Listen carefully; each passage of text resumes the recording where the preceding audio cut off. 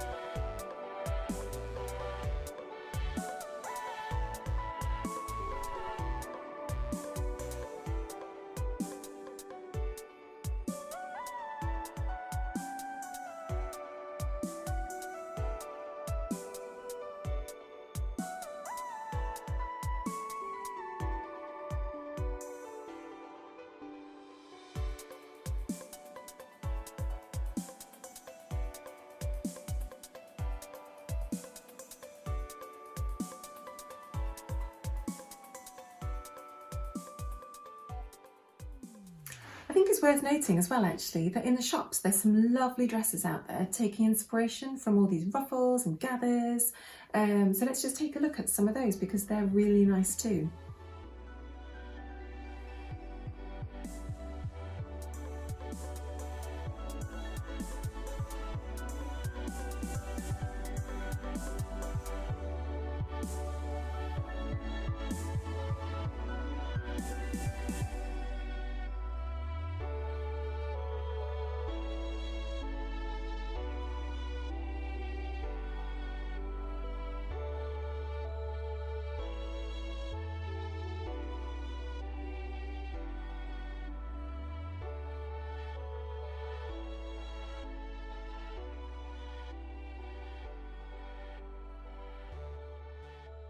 Right, so let's get into the patterns. If you're keen to recreate this look and make your own tiered dress of some kind, we've got 5 great patterns that I can talk you through now.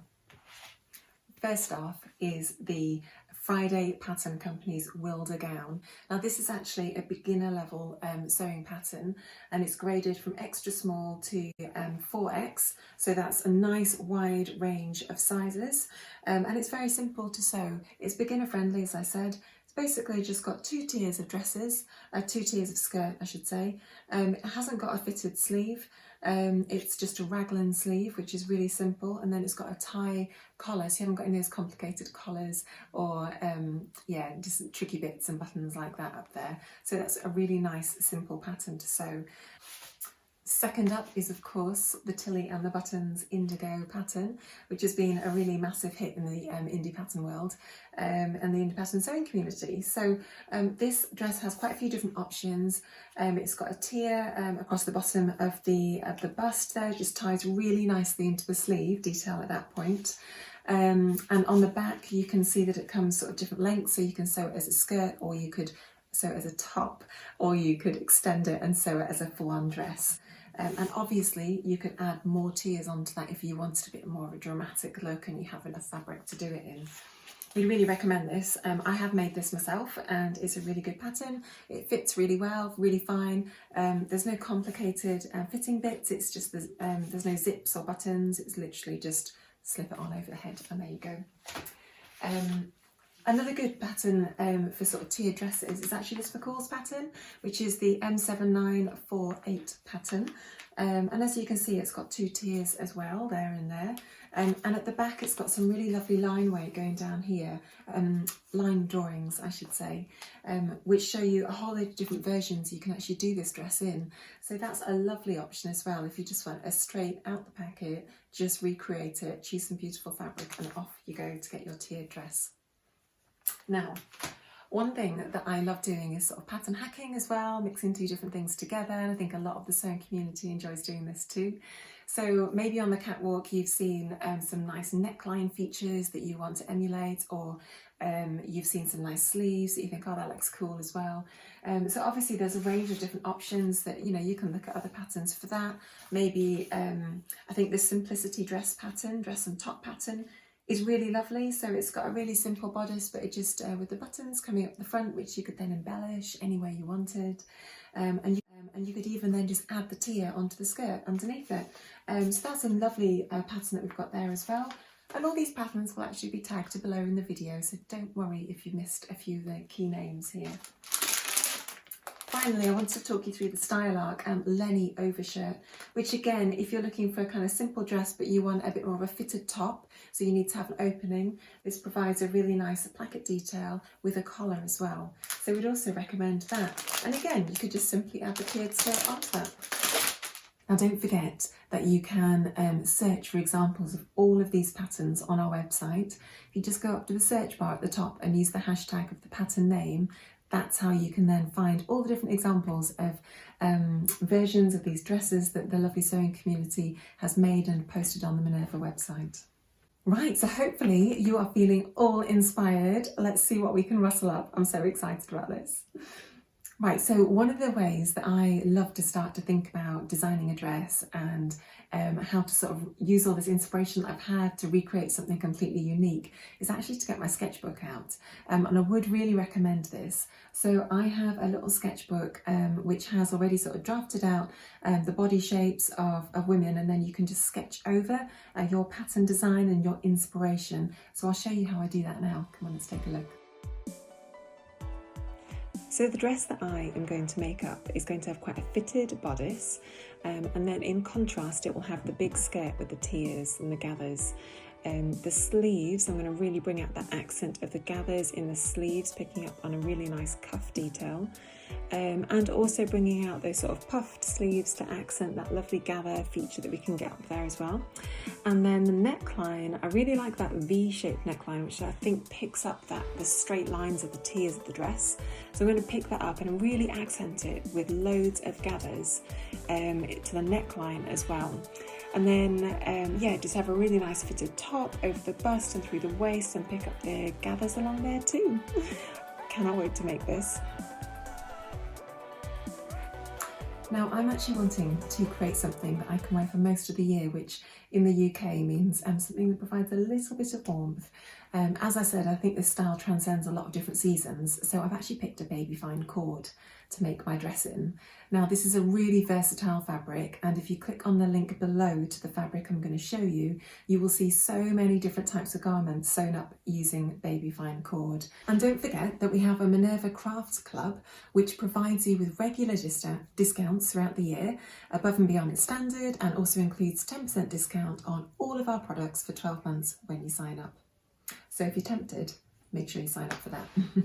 Now, I always like to know the history of a fabric that I'm sewing before I sew it. You know, the reason for its existence and how it was created, what it was originally designed for. So here's what we know about baby fine cord. Now, corduroy dates back to ancient Egypt, but back then it didn't have the raised texture that it does today. And it was only in the 19th century that cord as we know it and as we sell it evolved. It was generally used for factory wear because it's so hard wearing. It's also warm and it dries really quickly. So corduroy had its heyday in the 1970s when it was worn by people like Woody Allen, Wes Anderson, Bob Dylan, and my dad, who still wears it today. Now, when purchasing cord, there are two things to bear in mind. Corduroy comes in stretch and non-stretch, so keep an eye out for that. And the other thing to take note of is the term wale. Now, the cord or the wale of the fabric represents the tufted cords, which look like little channels between all the tufts. The number of the lines of these channels per inch on the fabric demarks the number of wales that there are. So if a corduroy is described as 11 wale cord, that means there are 11 of those little channels per inch on the fabric. Now, 11 wale cord will be more chunky than, say, 21 wale cord, because that means there's 21 little tufts in each inch of the fabric. I hope that makes sense. But for the purpose of this dress that I'm about to recreate, I've actually chosen some cord which is needle cord, which is really fine, and it's only 21 wale cord. Trust me, I actually just counted it. I really wanted something with a bit of flow, a bit of movement, but also that had a bit of structure to really show off those like tiers and to hold its gathers and its shape really nicely. So this fabric is a really beautiful quality. It's cotton needle cord and it's for dressmaking, so it's perfect for what we're looking for. It's a 21 wale cord, as I just said, which means there's 21 ribs per inch, and it is a really fine needle cord with a really velvety smooth finish to it and really velvety smooth touch. The fabric is made from 100% cotton, so it's cotton fibres and it has a really lovely soft feel. You can kind of see it crinkling up there. It's machine washable as well, and it comes in 25 different colours. So yeah, these are some of them, and you can obviously see them on the website.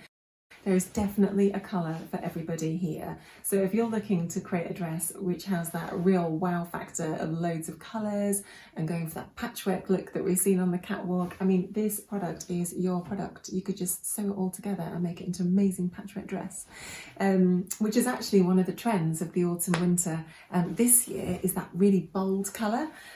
So these fabrics are absolutely perfect for that. So go and check them out. The links will be below. And I really think these bold fabrics are absolutely gorgeous. They are so on trend this season for autumn winter 21.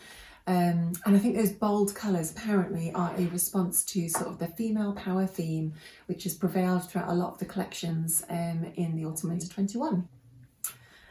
Anyway, so you obviously have a massive colour choice here, and colours are not going to be restricted. You're not going to be restricted by colours with this cord.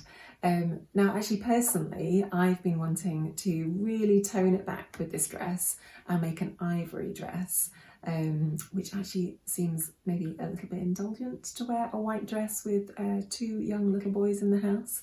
But I just feel like doing it, so I will let you know how it goes along. Okay, so let's get sewing. Are you ready? So in order to recreate this pattern that I've designed in my head with this fitted bodice and big tiered skirt, I'm actually going to need to draft out some pattern pieces. So to start off with, let's talk about the top.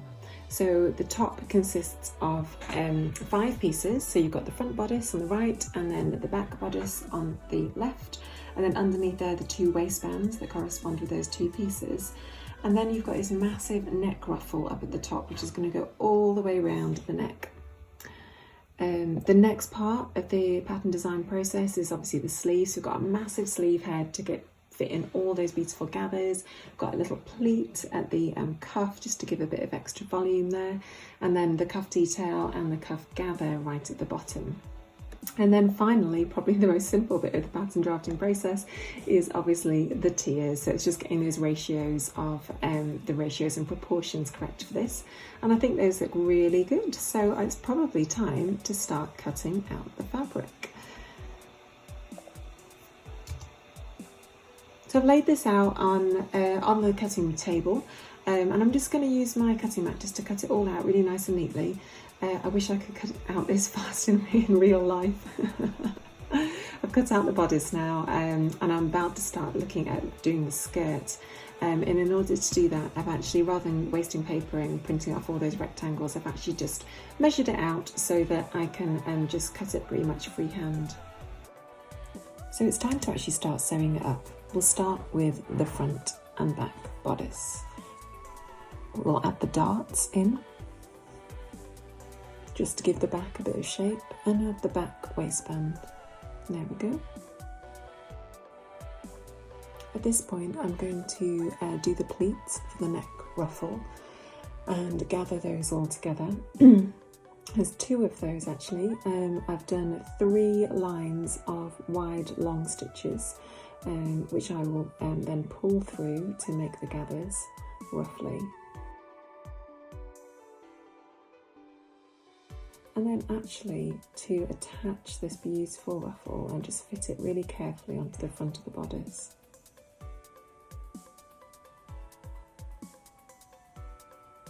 We'll do the same on the other side.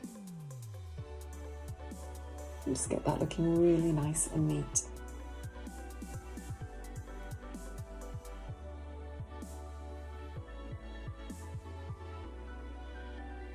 At this point I'm just looking at attaching the front waistband to the front bodice. It's a little bit complicated because you've got to bring a gather into the top of the bodice underneath the bust. Just making sure all that fitting is looking really good and neat. There we go, she's looking all right. And sewing in the side seams, just making sure that those seams are pressed out, looking really good.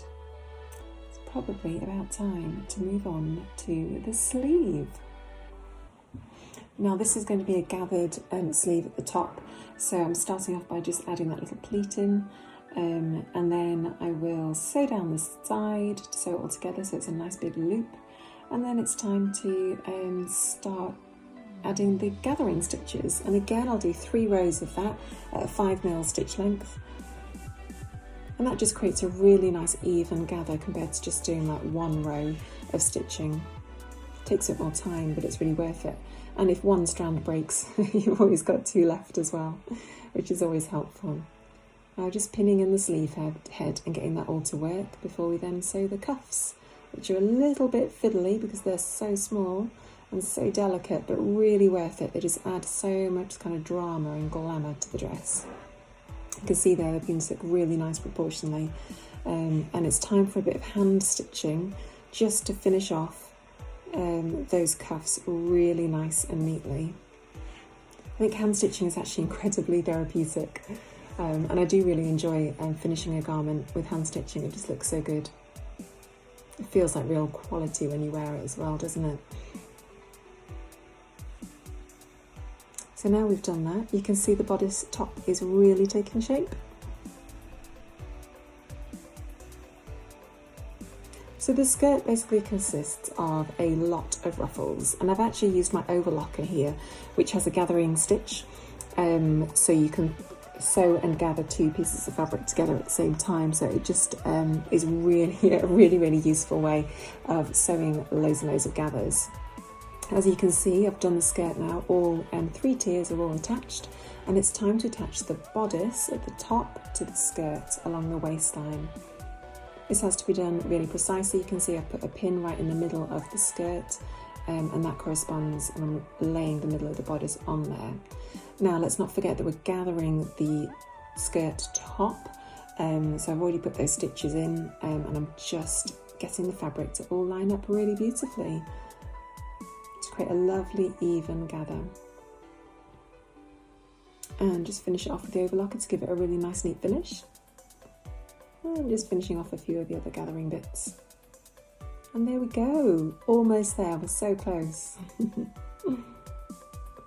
It's actually time to just finish off the back, centre back seam, and then we'll add the zip in, being really careful just to line up each of those tiers so that they line across the back of the skirt really nice and neatly. Finishing off the hem now that we've done the centre back seam.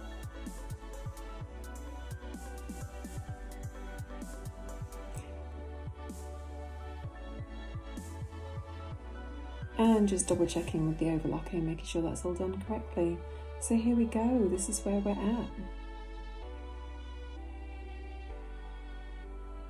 It's beginning to look really dramatic now, isn't it? Now I know that everyone puts zips in differently. I've just done a method that I learnt through doing a lot of different patterns. I'm using my special zipper foot, my invisible zipper foot, which you can also buy on our website. And they're really useful for getting like a really nice neat finish. I did some hand basting there, which I was just taking out, just to keep the zip in place while I sewed it so it didn't slip around. And then finally, I won't show you all of this, but I did actually line the dress bodice just to keep the ruffles along the V-neck down and sitting it in place really nicely. So that was just the final finishing touch, which just elevates the dress, elevates the garment, and just have that lovely lined feature on the inside. It takes a bit of time, a little bit of faff, but it's definitely worth it. So, here we go, guys. Are you ready for it?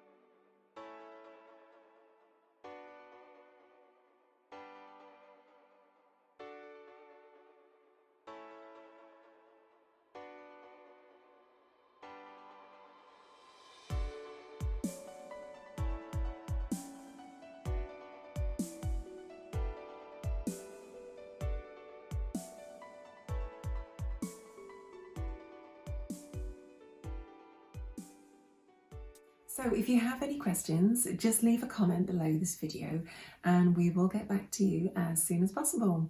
And do have a look around our website for more video content and inspiration. We have loads of great content from loads of amazingly creative people.